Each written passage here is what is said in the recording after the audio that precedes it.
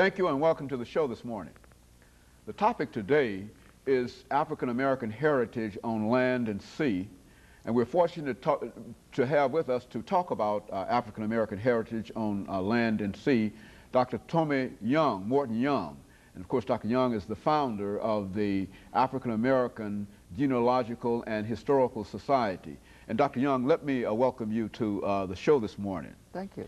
Really to talk about what I consider to be a topic that you've talked with us about before, and we were so encouraged by some of the things that you said that we wanted to talk to you again. Let's, before we get into that though, Dr. Young, let's have you to give us some information about Dr. Young, about who you are and some of the, your background, your education, and some of the things that were important in your life in terms of bringing you to us today as the founder of this society. Thank you. Well, first let me say I'm very pleased to be a part of your program, which I think is a very significant entity in Middle Tennessee news and information. I am Tommy Morton Young. I am a native of Nashville, born right in North Nashville, grew up on Albion Street and attended the public schools of this city. I was the first African American to graduate from George Peabody College here in Nashville. I went on to, I got a master's degree there, but I must back up to say that I received my undergraduate degree from Tennessee State University. Good. Okay. I moved to Durham, North Carolina in the 60s and completed the PhD degree at Duke University in that city. My roots go back here in Tennessee on my paternal side very far back. The first known relative that I cite in the research that I have done is that of a forebearer who was born March the 21st, 1799. And his name was found in the family Bible of Gabriel Morton. That's almost as old as the state of Tennessee itself. Just 3 years younger, yes. So when people ask me, having been away in North Carolina for a couple of decades or so, and they ask me, am I a Tennessean? And I said, well, I guess you're about as Tennessean as you can be. My interest in genealogy can be traced back to my earliest childhood. I was the youngest child in my family, and therefore my mother really had more time to sit around and talk with me. And she showed me pictures of my great-grandmother, and her name was Pleasant Lane. And my great-grandmother, it is said, and pretty well documented, that she was kidnapped on the streets of Raleigh, North Carolina, and spirited away to Tennessee by two men by the name of Gase Slade and Mark Cook. And these two men were slave runners out of Rockingham and Orange County, North Carolina. So I would look at the picture of my great-grandmother, who had a very stern countenance and compelling eyes. And those eyes seemed to reach out to me and say, get to know more about me. And on rainy evenings, before there was television, I would haul out that box and look at all these old artifacts that my mother had, and pictures of this old lady, Pleasant Lane. I heard she was born in North Carolina. And eventually I looked in the U.S. Population census and discovered that indeed she was. However, when I moved to North Carolina, I had the opportunity to use some of the excellent resources in that area. The Duke University's Perkins Library, the University of North Carolina, Lewis Round Wilson's Southern Historical Collection, and of course the North Carolina Archives. I did organize the North Carolina Genealogical Historical Society. And I said, if I get back home, I want to do the same thing in Tennessee. So I have been blessed in having had that opportunity.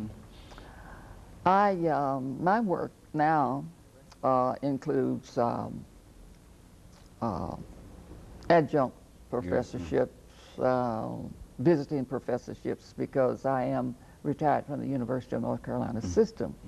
I do have a consulting firm called Afragenda, and get a great deal of pleasure working with the African American Genealogical Society. This is a society open to persons of African heritage who have Tennessee roots. And membership in the organization has a very nominal fee, which barely covers postage. But we have people who work in the organization who extend the labor of love. What we are about is helping individuals to increase or help the public to increase its awareness and appreciation of the African American or the black family.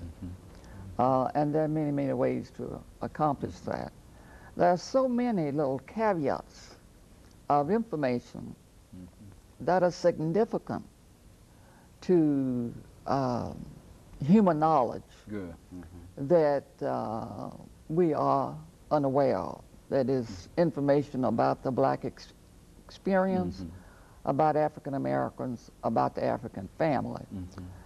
So in our swatch of objectives that we list for the society, we are able to pursue a broad base of information and interest. Getting to know more about the black family can range from one doing one's own genealogical research or family history, or it can include getting to know more about some facets of African American history. The African American experience. Right, right, absolutely. So our workshop, our conferences, which we hold annually, deal with procedures and methods in doing genealogical research and family history. But also we have built in gems of information that surround and underpin the very nature of the black family. So this year we are doing black family heritage on land and sea.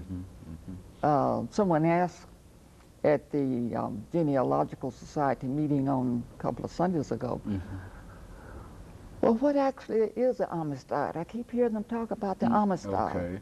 What is it? And we were happy to say Amistad figures very significantly in the black experience, which opened up for us to have one of our workshops at the conference that is called The Slave is Hero. That was a concerted effort to suppress information about slaves who revolted, and about slaves who actually took over ships, about slaves who jumped overboard to be eaten by sharks rather than to languish in bondage. And so the Amistad the Amistad story is one very significant story of our heritage on land and sea. Very good. You know, Dr. Young, when we come back, and we're entering the period for our first commercial break here, and when we come back, what we'd like to do is to talk about the Amistad situation, as well as other under what might be called the international slave trade. And we'll give you an opportunity to talk about slavery from that perspective, not only slavery in America, in the United States, but slavery in South America, because we know that you do have that kind of information. And we'll be back with you following this short commercial break.